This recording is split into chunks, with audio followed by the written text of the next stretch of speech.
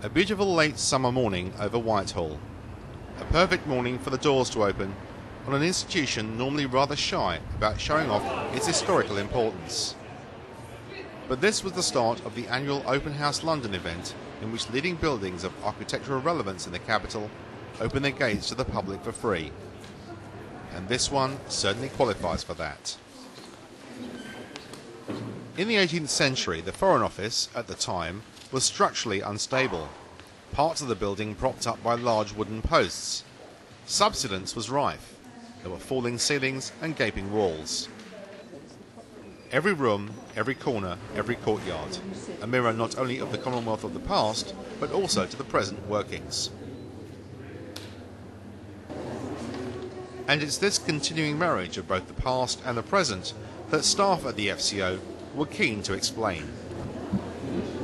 Ministers of both parties have always thought we have a duty to show members of this country what their taxes have been spent on.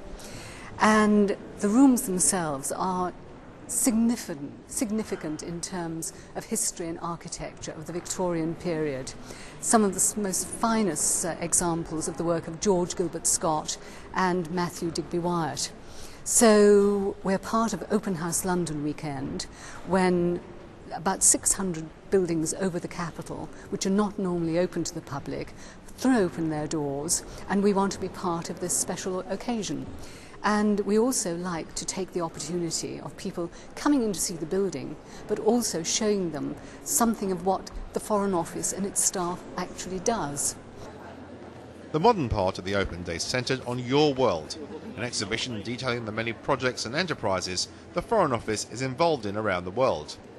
The priorities of today's FCO range from making the world a safer place from global terrorism to embracing climate change issues. Your World is an exhibition that showcases the work and staff of the Foreign and Commonwealth Office.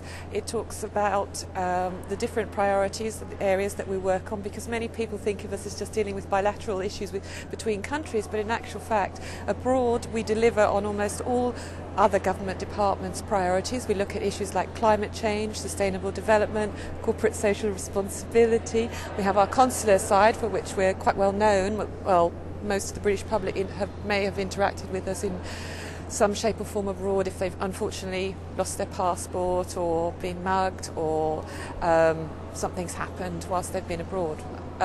So there's that side. We also deal with issues such as migration, drugs, crime, and then of course we have the bigger issues of the countries' situations, Middle East, Iraq, Afghanistan, etc., as well as many other issues that we're involved with. The Foreign and Commonwealth Office has a global network of some 221 posts, where UK-based staff work alongside locally employed teams. All those bases around the world report back to headquarters here in the heart of Whitehall.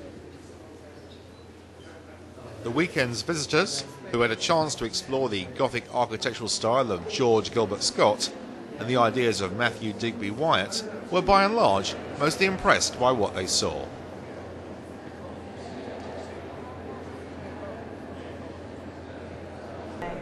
Absolutely amazing. I had no idea that they were so splendid. You know, I thought, to be honest, it was going to be a bit boring, but it wasn't. It was very good, and I really enjoyed it. So I think it's a good antidote to all the stuff you read in the press, which isn't very flattering sometimes, and you can come here and see the full scope of what it actually does. So, behind the ornate splendour, a very real service. This is the centrepiece of an organisation with some 16,000 staff, home and abroad, working for the UK's interests in what they describe as a safe, just and prosperous world. This is a building of some considerable historical substance, home to a very considerable and continuing modern organisation.